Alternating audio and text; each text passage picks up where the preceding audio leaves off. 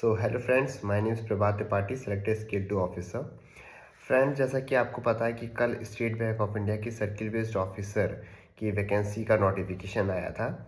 मेरे बहुत से फ्रेंड्स का मेरे पास कॉल एंड मैसेज आया। काफ़ी खुश थे वो लोग, क्योंकि ये एक गोल्डन अपॉर्चुनिटी होती है जो पब्लिक सेक्टर बैंक में काम कर रहे हैं उनके लिए, कि वो अगर 2 साल का बैंक एक्सपीरियंस उनको है तो वो स्टेट बैंक ऑफ इंडिया जैसी बड़ी ऑर्गेनाइजेशन, जो कि इंडिया का लार्जेस्ट पब्लिक सेक्टर बैंक है, उसमें एज ए ऑफिसर ज्वाइन कर सकते हैं by having 2 years of experience as a employ.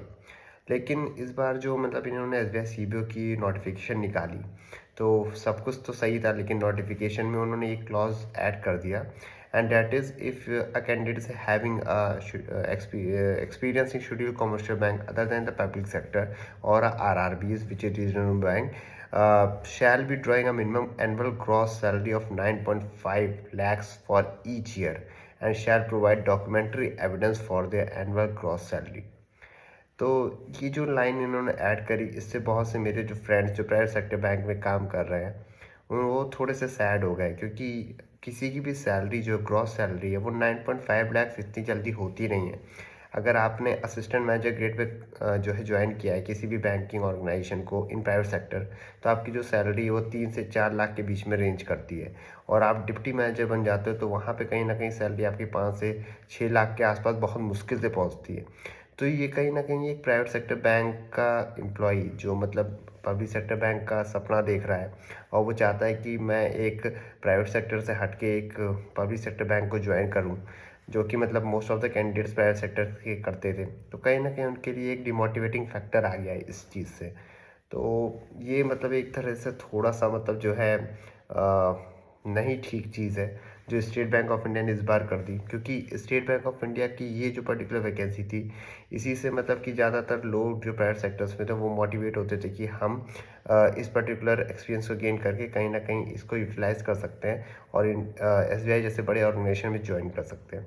तो जब से ये क्लॉज आया है, बहुत से लोगों का मैसेज आया है, बहुत से लोग कमेंट्स कर रहे थे, और अभी भी ये बात चल रही है, क्योंकि 9.5 लाख का पैकेज पब्लिक सेक्टर बैंक में is very difficult for anyone. तो कहीं ना कहीं देखिए, स्टेट बैंक ऑफ इंडिया को इसमें कुछ ना कुछ चेंजेस करने चाहिए। बहुत से लोग कह रहे हैं कि इस पर जो है कुछ ना कुछ चेंज होगा, बट कुछ कह नहीं सकते, क्योंकि state bank of India obviously कुछ सोच समझ के उसने ये मतलब जो है क्लॉज ऐड किया होगा। बट फ्रेंड्स, मैं आप लोग से एक चीज़ कहना चाहता हूँ, देखिए ये एंड नहीं है। अभी स्टेट बैंक ऑफ इंडिया ने वैकेंसी निकाली है, इससे पहले जो है सेंट्रल बैंक ऑफ इंडिया ने वैकेंसी निकाली थी, और बहुत सी वैकेंसीज अभी आने वाली हैं। ठीक है, ये पर्टिकुलर ईयर जो है वो एक तरह से वैकेंसीज डेफिनेटली आपको मिलेंगी देखने को, तो कहीं ना कहीं आपका सिलेक्शन ईयर बन सकता है ये। लेकिन उसके लिए आपको क्या करना पड़ेगा, अभी इस पर्टिकुलर एग्ज़ाम की प्रिपरेशन करते करते आपको आगे जो फ्यूचरिस्टिक, आपको फ्यूचर में जो एग्ज़ाम्स आने वाले हैं, बहुत सी वैकेंसीज आपको देखने मिलेंगी। Union bank of India, Punjab national bank, bank of Maharashtra, bank of Baroda, आप कह सकते हो कि स्टेट बैंक ऑफ इंडिया में स्पेशलिस्ट की पोजीशन, बहुत सी पोजीशंस अभी आपको देखने को मिलेंगी, और डेफिनेटली आपका सिलेक्शन होगा। ठीक है, तो इस बात से बिल्कुल डिमोटिवेट नहीं हुई कि नया क्लॉज ऐड हो गया, हम सीबीओ में नहीं जा सकते या सीबीओ नहीं भर सकते, उससे आपको सैड होने की ज़रूरत नहीं है। और जो आपके पास अपॉर्चुनिटी अभी आने वाली है फ्यूचर में, उसके लिए सोचिए। अगर आप अभी से बैंकिंग नॉलेज अपनी अच्छे करोगे, क्वांट रीजनिंग इंग्लिश को अपना थोड़ा सा स्ट्रॉन्ग करोगे, तो डेफिनेटली आगे आने वाली बहुत सी वैकेंसीज होंगी जिसमें आप अप्लाई कर पाओगे। आरआरबी का आता है एग्ज़ाम, आरआरबी स्केल 2 आता है, उसमें आप अप्लाई कर सकते हो, स्केल 3 में अप्लाई कर सकते हो। तो वो पर्टिकुलर वैकेंसीज़ के लिए आप एलिजिबल डेफिनेटली होगे।